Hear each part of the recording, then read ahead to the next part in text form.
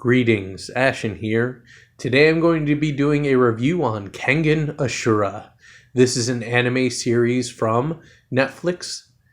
What I will say is if you don't want any spoilers, then do yourself a favor and just go ahead and check out this series before you ever listen to this. It is an awesome series. I'm very satisfied with it. And a lot of the reason that I feel this way is because after watching the Baki anime, I was kind of disappointed. In that series, I was looking forward to seeing what happened with, Baki Hanma, and unfortunately, most of that show focuses on everyone surrounding the character, and not so much on his own unique fights. I mean, the first season maybe had part of 2 battles in it with Baki Hanma. So I was a bit disappointed with that series. For him being the title character, he hardly got any time. This series does not suffer from such weaknesses. You get your main cast of characters, and they do interact accordingly with the story. A lot of it is spent, especially in the second series, focusing on the matches, but you never lose sight of the main characters that the series is actually focused on. I like how this series builds up. You start your story with Kazuo, and he is kind of like I would say 45, 50-year-old guy, something like that. His kids are grown up, in particular his son who lives in the house with him, and he's kind of a neat, doesn't come out, doesn't really respect his father. And he's just slaving away at a desk job. From there, he gets wrapped up into this world of fighting and underground matches and stuff like that. That leads up to the Kengan matches, which is basically people from giant multi-billion-dollar companies pitting their best fighters against each other to be the head of the Kengan Association, the president, which sort of ties all this together. In that, we're introduced to our main character, the main fighter, Oma, who he has a dark past. All we know is that his master died in a fight for some reason, and that leads to a rivalry that's currently going on with a mysterious, obsessed fighter. And like I said, I'm not going to be spoiling too much about this, but I know some people are sensitive about things.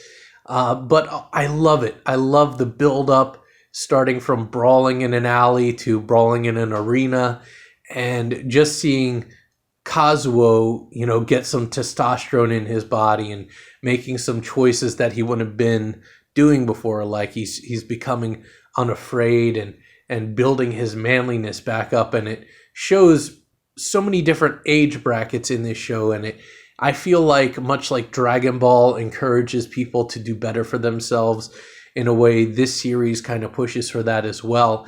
Now, Oma is not a perfect person. His technique is unfortunately wearing himself out, but he does need to keep doing it, in his opinion, because his master's training wasn't good enough. So he got on with this new technique that unfortunately weighs into part of his life force every time he uses it. But then there comes the matter of, can he make it to the end of the Kengan matches doing this method or not? And how often should he use it? And to what effect is it really useful? Because his master, even though being dead, comes to him in spirit form many times, trying to teach him the lessons he may not have gotten. I don't know, the series, it's just great so far. I can't wait to see more of it.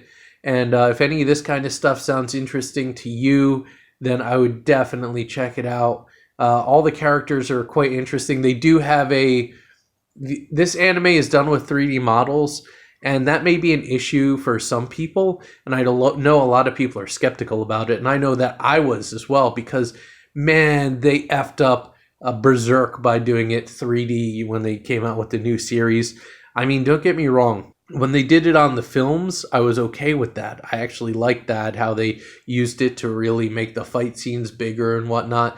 But then you got over to the series, and it was amateurish.